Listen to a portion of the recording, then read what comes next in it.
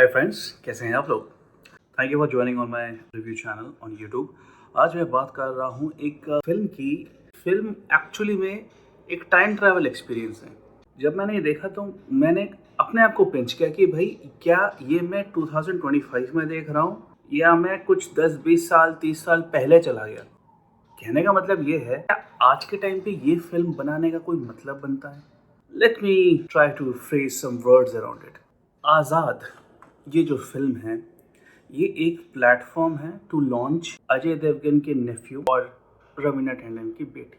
इनका नाम है अमान देवगन, अजय देवगन के नेफ्यू, एंड रशा थदानी, रवीना टंडन की बेटी। रवीना टंडन की बेटी रशा थदानी के बारे में ऑलरेडी आप लोग काफ़ी यूट्यूब इंस्टा वगैरह पे आप देख चुके हो। वो गाना जो है वो यम्मा काफ़ी चर्चा में रही है। So you know that face. Aman Devgan, I don't think उनके बारे में कोई भी चर्चा कोई कर रहा है। अभी मैंने फ़िलहाल कुछ दिनों पहले एक और फिल्म देखी थी, नादानिया। वो भी एक स्टार किड्स की एक लॉन्च पैड पार्टी थी एक तरह से। ये मैं समझ नहीं पाया इस मूवी के बारे में। आई मीन जैसा मैं कह रहा था, ये मूवी आजकल के टाइम पे कनेक्ट करना मुश्किल है थोड़ा।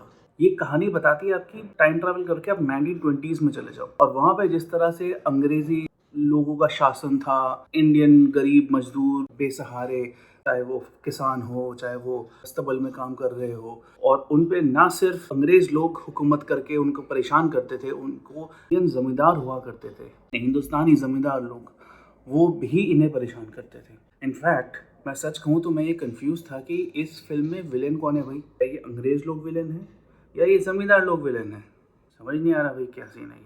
ये जो हमारी कहानी, क्या बताऊँ मैं, बहुत ही संक्षेप में इसका ओवरव्यू दे रहा हूँ। कहानी आप ना ही पूछो तो बेटर रहेगा। संक्षेप में ये है कि जो हमारे हीरो हैं अजय देवगन के नेफ्यू अमान देवगन, वो एक अस्तबल में घोड़े की देख रेख करते हैं। मतलब इंग्लिश में कहूँ तो ये स्टेबल बॉय का है इन्हें। और जो रशा धड़ानी का कैरेक्टर है वो अमीर और क्रूर जमींदार के बेटी हैं। इन दोनों में जाहिर सी बात है एक लव स्टोरी, एक लव एंगल, फलाना ढिमका जो भी होता है इनका अंदर। आई मीन इससे ज़्यादा कहानी आप मत पूछो। अगर आपको देखना है आप देख सकते हो। मुझे ये कहानी बहुत ही ट्रैश लगी, वेरी ऑनेस्टली। अब मैं स्टीरियोटाइप नहीं कर रहा हूँ कि अगर अंग्रेजी टाइम का कुछ दिखाओगे जहाँ पे थोड़ा सा घुड़सवार में गुंडे आ रहे हैं, ऐसा कहना चाहिए मुझे, घुड़सवार में डाकू नहीं, जो इनके रेबल लोग होते हैं ना वो आ रहे हैं, पर डाकू हीरो हैं। अच्छा जी। इनफैक्ट कुछ सालों पहले एक और मूवी आई थी, शायद इसी टोनालिटी पे थी, वो रणबीर कपूर की फिल्म थी, टैंक्ड हुई बॉक्स ऑफिस में, राइट। इसका भी वही हाल है। इनफैक्ट शेरशाह से भी इसकी बुरी हालत है, ऐसा मैं कह सकता हूँ। स्टोरी एकदम ही मुझे खास नहीं लगी। मैं ओवरऑल थीम की बात नहीं कर रहा हूँ। एक टाइम पे हाँ, मुझे थोड़ा समझ नहीं आया कि यार ये अंग्रेजी टाइम का हुकूमत, ज़मींदार लोग, ये सारी चीज़ें आजकल के रेफरेंस में शायद उतनी रिलेवेंट ना लगे। हम कनेक्ट नहीं कर सकते इन सब चीज़ों को। कनेक्ट की बात है, आई मीन हाँ, अगर स्टोरी ढंग से बनी हो तो शायद हो सकता है। मैंने साउथ की काफ़ी ऐसी फिल्में देखी हैं जो पुराने टाइम का दिखाया जाता है। I am not against period films, ऐसा भी नहीं है। चीज़ें चलती हैं अगर अच्छी तरह से दिखाया जाए, अच्छी तरह से उसकी स्टोरी स्क्रिप्टिंग करी गई हो। और जैसे लगान फॉर दैट मैटर, ऑल्दो लगान एक पुरानी फिल्म है, बट लगान में गया था, लगान भी काइंड ऑफ एक अंग्रेजी लोगों की हुकूमत थी एंड फलाना ढिमका। वहाँ पे जिस तरह से क्रिकेट वॉज द टूल, बहुत ही इंपॉर्टेंट टूल था, वहाँ पे भी एक स्पोर्ट किया गया है आज़ाद फिल्म में। स्पोर्ट से आप किस तरह से ज़मींदारों से बचोगे and all that stuff, but नहीं, लगान में जैसे क्रिकेट आपको बांध के रखती है, इस फिल्म में वो स्पोर्ट, वो जो भी स्पोर्ट है मैं नहीं बताऊंगा, नहीं बांध के रखा। अगर विजुअल्स की बात करूं, क्लियरली देयर आर टाइम्स आपको पता चल रहा है कि these एनिमल्स, चाहे वो घोड़े हो, चाहे वो हाइनाज हो, चाहे वो कुछ भी हो, वो क्लियरली सीजीआईज हैं, पता चल रहा है। अच्छे सीजीआई का मतलब क्या होता है आपको पता ना चले। भूत प्रेतों की चीज़ों वो उन फिल्म में सीजीआई इज ऑब्वियस, बट जब आप घोड़े वगैरह का इस्तेमाल कर रहे हो, बढ़िया तरीके से उसकी फिनिशिंग नहीं की गई, अगर मैं ऐसा कह सकता हूँ तो। इनफैक्ट जब लॉन्ग शॉट में जब ये लोगों का जो स्टंट हो रहा है या जो भी कुछ चीज़ें हो रही है, घुड़सवारी वाली एक्शंस हो रहे हैं, वो आपको साफ पता चल रहा है ये बॉडी डबल कर रहे हैं। ये एक्चुअली में वो हीरो लोग या जो एक्टर्स हैं वो नहीं कर रहे हैं, वो बॉडी डबल कर रहे हैं, साफ पता चला है लॉन्ग शॉट्स में। और क्लोजअप्स में वो एक्ट करते हुए देख रहे हो तो पीछे ग्रीन स्क्रीन चल रहा है। बजट कहाँ गया। आई मीन इसमें अजय देवगन भी हैं कुछ एक्टिंग रोल वगैरह में। अब मुझे ये समझ नहीं आता, चलिए जैसे नादानिया में उनको बस छोड़ दिया बच्चों को, जो करो करो, डायरेक्टर भी डिल्यूजन, एक्टर्स भी डिल्यूजिव, सब हाई है, पता नहीं कौन सा माल फूक के बैठे हैं वो लोग। द पॉइंट इज कि यहाँ पे तो कम से कम जैसे अजय देवगन एक अच्छे कलाकार है, we all like him, we all love him, right. के बारे में आई मीन एक्टिंग बोलो या उनका स्टार प्रेजेंस बोलो, वो अलग लेवल है। क्या मजबूरी थी उनकी कि वो अपने नेफ्यू को ऐसे प्लेटफॉर्म में लॉन्च कर रहे हैं? क्या उन्हें पता नहीं चल रहा ये फिल्म में कितनी प्रॉब्लम है?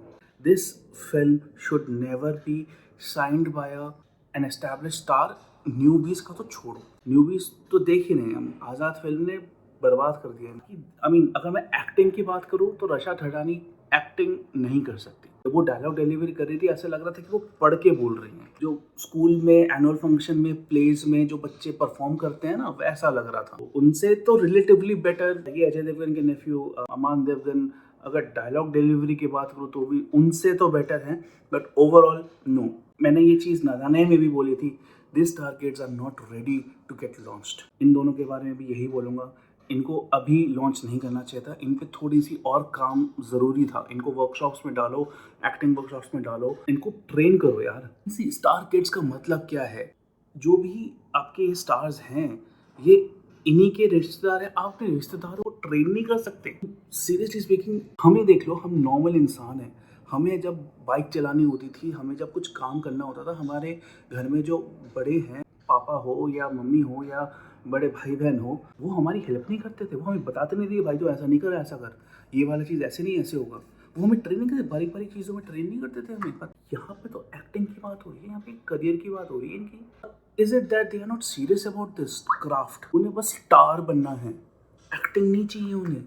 आई fail to understand all this very honestly. ये फिल्म टोटली ट्रैश है। मैं ज़्यादा टाइम आपका भी नहीं लूँगा इस वीडियो रिव्यू के लिए। अगर आप इतनी देर तक पहुँचे हो, ग्रेट। रिव्यू के मामले में भाई मैं तो 1 कॉफ़ी आउट ऑफ 5 भी नहीं देना चाहता, but that is the lowest which I can give.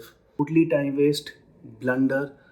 Theatre पे क्या, OTT पे भी मत देखो। और भी बहुत सारी फिल्में सीरीज़ें आ चुकी हैं, वो देखो। आप नहीं समझ में आ रहा क्या देखो, तो अब मेरा चैनल सब्सक्राइब करो, आपको पता चल जाएगा क्या क्या चीज़ें, अच्छी चीज़ें आई हैं। That's all what I want to say. अगर आपको ये रिव्यू थोड़ा सा भी अच्छा लगा, अगर आप रेजोनेट कर पाए कि यार ये अपना ही बंदा बोल रहा है, लाइक मार देना। कमेंट कीजिए अगर आप और कौन सी रिव्यू के बारे में बात करना चाहोगे मेरे साथ। Till then, thank you, God bless, bye now.